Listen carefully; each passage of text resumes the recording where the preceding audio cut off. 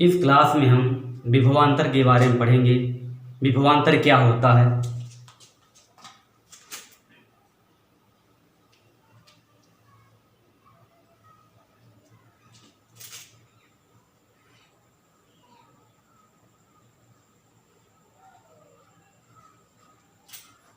यह बिंदु O है, इस पर आपका प्लस Q आवेश रखा है। अगर यह प्लस Q आवेश है तो इस प्लस Q आवेश के कारण इसके चारों ओर हमारे क्या उत्पन्न हो जाएगा, विद्युत क्षेत्र उत्पन्न हो जाएगा। यदि इस विद्युत क्षेत्र में स्थित किसी बिंदु, मान लीजिए यहाँ पर कोई बिंदु आपका P स्थित है, इस बिंदु P पर हम एकांक धनावेश आपका रखा हुआ है, तो हमारे इस एकांक धनावेश पर एक प्रतिकर्षण बल कार्य करेगा। जो यह प्रतिकर्षण बल होगा प्लस Q आवेश से दूर एकांक धनावेश को दूर ले जाने का प्रयास करेगा। तो बिंदु A मान लेते हैं हम, इसको बिंदु B मान लेते हैं, VA VB। तो यदि हम पुनः एक बार समझ लीजिए, यदि बिंदु O पर प्लस Q आवेश रख दिया जाए तो इस प्लस Q आवेश के कारण इसके चारों ओर विद्युत क्षेत्र उत्पन्न हो जाएगा। जब विद्युत क्षेत्र उत्पन्न हो जाएगा तो इस विद्युत क्षेत्र पर हम क्या करते हैं, किसी बिंदु P पर एकांक धनावेश रख देते हैं, तो इस एकांक धनावेश पर एक प्रतिकर्षण बल कार्य करेगा जो प्लस Q आवेश से दूर ले जाने का प्रयास करेगा। तो हमारा प्रतिकर्षण बल हमारा इधर साइड लग रहा है। तो यदि हम किसी वस्तु को, यदि ये एकांक धनावेश को बिंदु B से A तक लाएं तो हमें क्या करना पड़ेगा, प्रतिकर्षण बल के विरुद्ध कार्य करना पड़ेगा। जब प्रतिकर्षण बल के विरुद्ध कार्य करना पड़ेगा तो यह कार्य क्या होगा, B और A बिंदुओं के बीच होगा। यही हमारा क्या कहलाएगा, विभवांतर कहलाएगा। जैसे डिफिनीशन रूप में देखा जाए, परिभाषा रूप में, तो एकांक धनावेश को बिंदु B से या एकांक धनावेश को बिंदु A से B से बिंदु A तक लाने में जितना कार्य करना पड़ता है उसे उन दोनों बिंदुओं के बीच को हम क्या कहते हैं, विभवांतर कहते हैं। विभवांतर हमारी एक अदिश राशि होती है। एक बार चित्र देख लीजिए, फिर आगे समझाते हैं।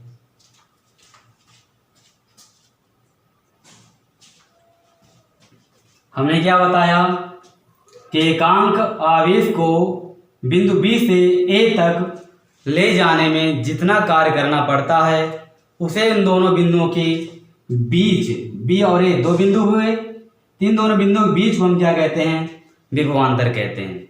विभवांतर हमारा एक अदिश राशि होता है।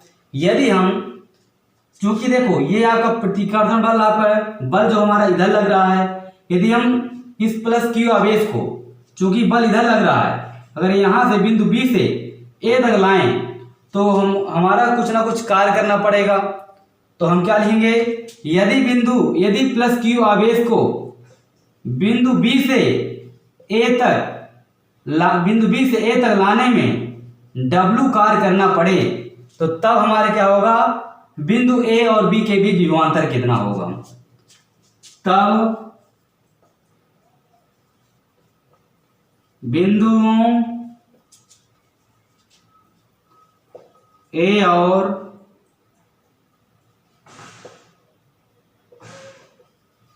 B के बीच विभवांतर हमारे क्या होगा, VA माइनस का VB। सूत्र हमारा होता है कार्य बटे आवेश। अब इसका हम क्या लिखेंगे, मात्रक लिखेंगे। तो VA माइनस VB का मात्रक, इसका W का मात्रक, और हमारा Q हमारा आवेश है, Q का मात्रक। तो हमारे देखो W का मात्रक, W हमारे कार्य होता है, कार्य का SI मात्रक हमारा जूल होता है। Q आवेश होता है, आवेश का SI मात्रक हमारा कूलाम होता है। जूल बटे कूलाम को हम क्या लिखते हैं, वोल्ट भी लिखते हैं। इसे वोल्ट भी कहते हैं। मतलब हम जूल बटे कूलाम को वोल्ट लिख सकते हैं। अगर हम वोल्ट के रूप में परिभाषा दें, SI पद्धति के रूप में, SI पद्धति में वोल्ट को परिभाषित करें तो कैसे करेंगे। एक, चलो ऊपर समझा देते हैं, नोट कर लीजिए इसे।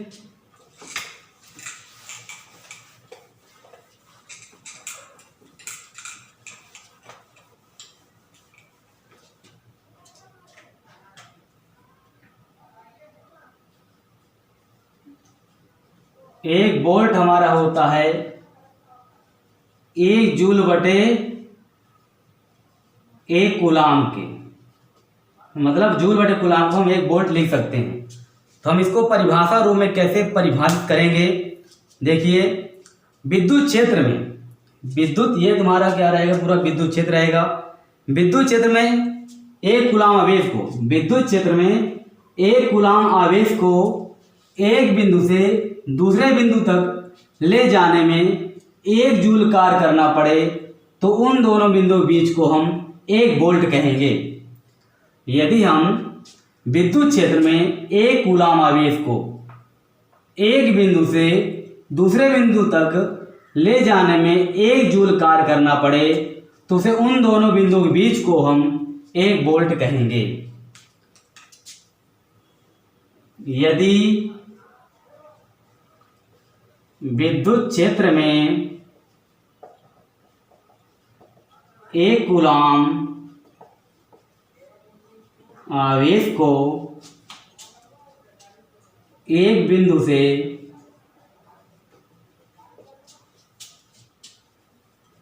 दूसरे बिंदु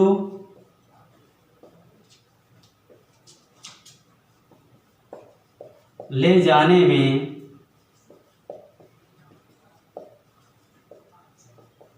1 जूल कार्य करना पड़े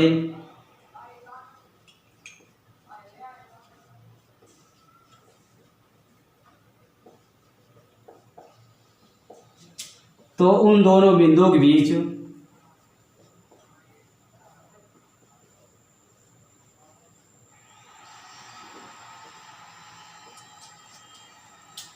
बीच 1 वोल्ट, उन दोनों बिंदुओं के बीच 1 वोल्ट विभवांतर होगा। उन दोनों बिंदुओं के बीच विभवांतर 1 वोल्ट होगा। ये हमारी परिभाषा हो गई 1 वोल्ट में। अब देखिए अगर हम इसकी बीमा निकालें तो कैसे निकालेंगे बीमा। तो सूत्र हमारा क्या होता है, विभवांतर बराबर कार्य बटे आवेश। तो हमारे कार्य की बीमा हमें पता होना चाहिए और आवेश की। तो कार्य का सूत्र हमारा होता है, जैसे हम इसकी बीमा लिखेंगे विभवांतर बीमा, तो कार्य की बीमा हमारी होती है mL²T-2। आवेश धारा गुणे समय होता है, तो धारा को हम A से व्यक्त करेंगे, समय को T से। ये ऊपर जाएंगे तो आपके इन्वर्स में हो जाएंगे, तो mL²T-2 A×T इन्वर्स में होंगे। जब कोई वैल्यू नीचे से ऊपर जाती है इन्वर्स में हो जाती है। तो L का L²T-2 है, यहाँ ऋण 1 है, आधार समान होने पर घातें हमारी जुड़ जाएंगी तो ऋण 3 हो जाएगा। यहाँ हमारा क्या हो जाएगा इन्वर्स।